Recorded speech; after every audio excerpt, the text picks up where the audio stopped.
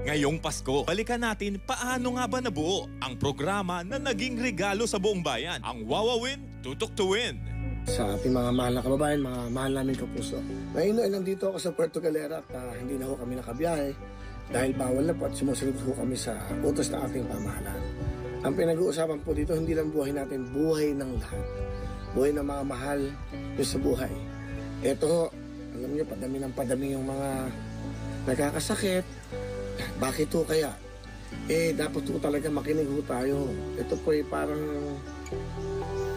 ano lang naman to sa pakiramdam ko na ito po ang dapat natin gawin.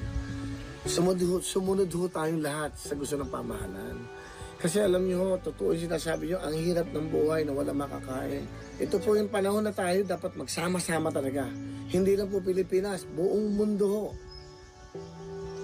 ang nagsasuffer nitong coronavirus na to. At kaya ho ako nagbibigay ng opening na to. Ito, nandito kami ngayon, kasama ko iba kong staff. Kung makikita nyo nga ho, ito, nasa likod lang ako ng mangrove. Alam niyo naman po yung Wawawin, siyempre po yung mga replay na yun, yung parang napapanood namin, puro pagbibigay ng saya at pag-asa. Pero, huwag niyo pong mamasamain kung napapalabas po namin puro masasaya kasi po, siyempre kailangan din po natin ng kasiyahan sa ating buhay. At kaya ako nagsasalita ngayon dahil ako mismo at ang Wawawin at yung ating pong mga kasama nag-isip ano kaya maitutulong natin sa ating kababayan at sa ating bayan. At ito nga ang ginawa ko, tinawagan ko yung mga kaibigan, yung aming mga sponsors. Tinawagan ko po ang front row, si Sam Bersosa at si RS Francisco, na sila naman po tumutulong sa Wawawin. At alam nyo, sa unang tawag ko pa lang, sa unang sabi ko pa lang, we're willing to help Willie kung ano yung matutulong natin sa ating mga kababayan. Sabi ko po, pwede pa kayo mag-donate ng mask. Sabi ko, si Sam sa akin, nag-order na kaagad siya ng 20,000 na face mask. So parating po sa 24, in-order na po at sabi ko, meron ba tayong pwedeng maitulong pa? Sabi niya, magbibigay ho daw siya ng 1 million. Si Sam Bersosa at si RS Francisco ng front row. Well, maraming salamat sa RS at sa front row. Maraming salamat kasi ito na yung panahon na talagang magsama-sama at tumulong tayo at marami ding mga kababayan natin nangangailangan talaga ng tulong. And then, tinawagan ko din ang Herbs and Nature. Si Ma'am, of course, Tita Carol Villegas po. At she's willing to help also. Magpapadala siya ng marami yung gamot na Plemex for Kids at Plemex for Adults. Ito pong Plemex for Kids at for Adults na malaking bagay po ito. At pag siyempre inuubo na, tinanong ko rin po ito sa doktor na lahat ng maitutulong na paraan na makakagamot, yan po ay makakabigay ng tulong at pwedeng ibigay. At kami naman po sa Wawawin, sa ngayon po, in behalf of my partners at ang buong staff, magbibigay din po kami ng tulong na 1 million sa araw na ito. Huwag kayong mag-alala, hindi po dito natitigil ang pagtulong namin. Ito sa araw-araw, po pwede naman po na tumulong kami, tumulong tayong lahat. Ang importante po, makinig ho tayo. Maniwala ho kayo, ang hirap po na may sakit at lalo na maahawa nyo inyong mga mahal sa buhay. Kahit po dito sa Puerto Galera, gumagawa din ho ako ng paraan. Yung mga pulis, dito yung mga sundalo, nasa checkpoint, nagpapadala din ho ako ng bigas, nagpapadala din ako ng kape, nagpapadala din kami ng mga noodles, at lahat, gamot. So, awa ng Diyos ay nakakaraos kami dito. Ito pong ginagawa ko ngayon at nang Wawawin yung mga frontliners kasi sila po ngayon nagsisilbi sa atin Lalo-lalo yung mga nurses, mga caregivers at yung mga nagbubuwis ng buhay ng mga doktor. Hindi ho ganun kadali ang ginagawa nila para lang ho matulungan ng ating mga kababayan na dumadaan po sa pagsubok na to, na coronavirus na to. Saka, mas maganda ho yung wala muna tayong sinisita, wala muna tayong tinitingnan na mali ang ginagawa. Ito, gumawa na tayo ng puro kabutihan. So, kaya gumawa ako ng paraan. Ito, naisip ko na sa isang cellphone, ito, ayan, nakakapagsalta. Buti may kasama akong konting staff dito, nagtutulong-tulong kami. At sabi ko, itong gawin natin. Sana matapos itong pagsubok sa ating buhay.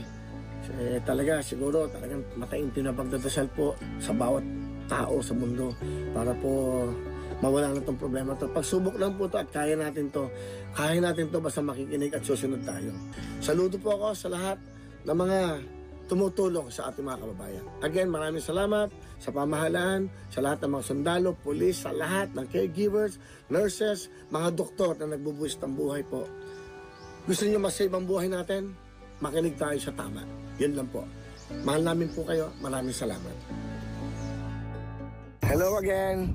Andito ako, kasama ko si, paano mo? Ernie. Si Mang Ernie, manging isda. Ito, lagi ikot-ikot kami dito.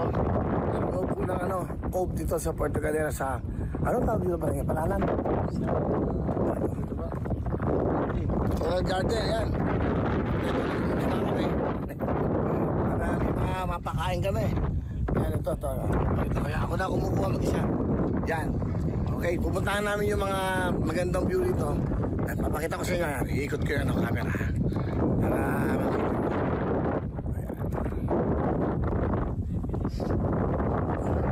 yan, o.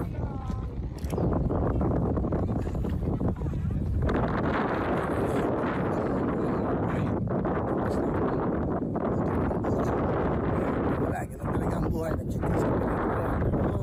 Kahit pa paano naman, nakakaraos. Yung mga ibang mangingisda kasi ang bala ko, bawa yung barangay dito, yung ibang mga barangay dito, walang makain. Dadala namin ng mga bigas. Mamaya, ba Ernie? Ito, nag-iikot kami itong bangka.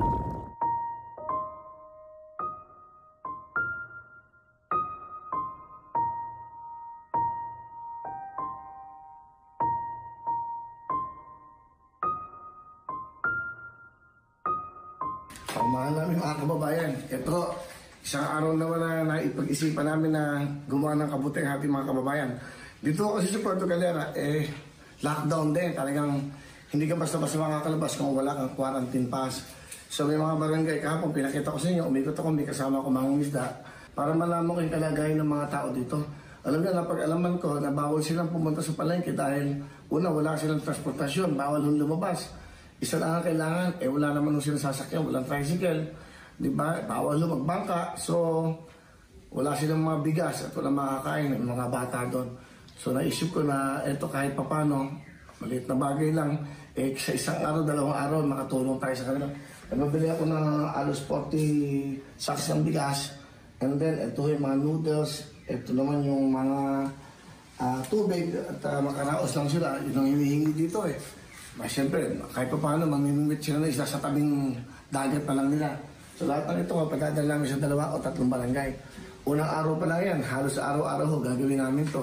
Kasama yung ibang mga staff ko, nandito, yung mga ibang tao namin dito sa Puerto Galera, sama-sama kami magbubuhat.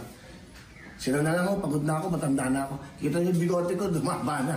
At yung balbas ko, mabuti naman At nakikita ko yung itsura ko na ganito pala itsura pag bibigote. So ito, at kailangan sa aming konting paraan na makabigay ng tulong sa ating mga kababayan. Magtiis muna tayo at makakaraos tayo na dito. Sa konting paraan na pwede niyong gawin, na makatulong kayo. Hindi kailangan malaki, hindi kailangan maliit. Pag yan pinagsama-sama, maliit man yan, malaki man yan, pag pinagsama natin, buo yan na marami tayong matutulungan. Ito, bubuhatin namin, kaya ano pa hinintay nyo? Boys, buhat! Yan.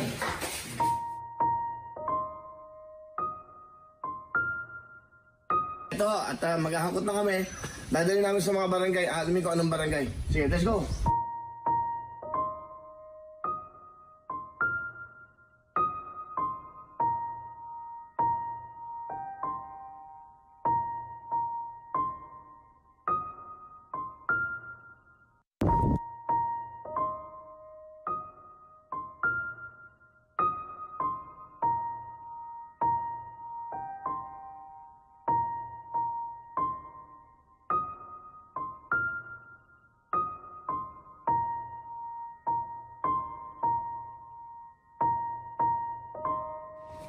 So ito, pumunta muna kami sa barangay San Antonio at hindi na ako sasama. Mabantayan ko pa ito itong gana. Yun, yung ating mga mangingisda. Sige, okay. Punta sa inyo, kayo nang bahala na. Tagatihatiin nyo. 15 bigas. Tapos, pinawa ka, tagatihatiin nyo. Sa ay mga noodles. Sa unang araw lang naman yan. Sige.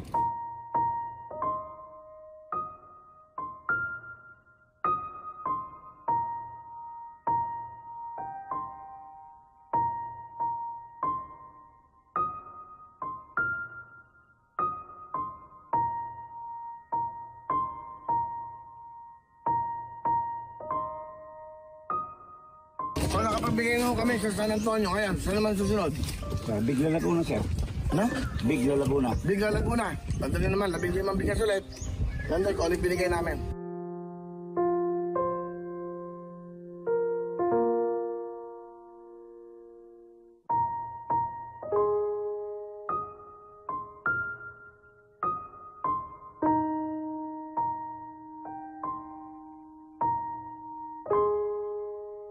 Nakadalawang barangay na, pangatlong barangay ito ngayon, medyo pagdilim na.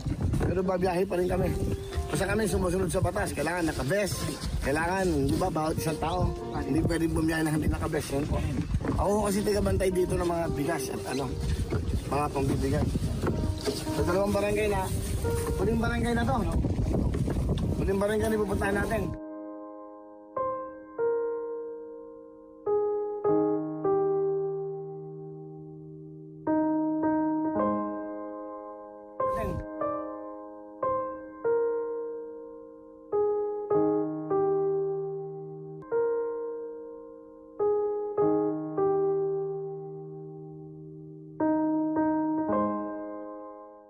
Hello mga kapuso! Ako po si Ipon. Minabati ko unang-una dyan mga kaipo natin, mga kaskwami ko dyan. Nagustuhan nyo ba ang video na to? Marami pa kaming inanda para sa inyo. Mag-subscribe lang sa Wowowin YouTube channel. Tsaka, don't forget to hit the, the bell button para lagi kang updated. Yun lang!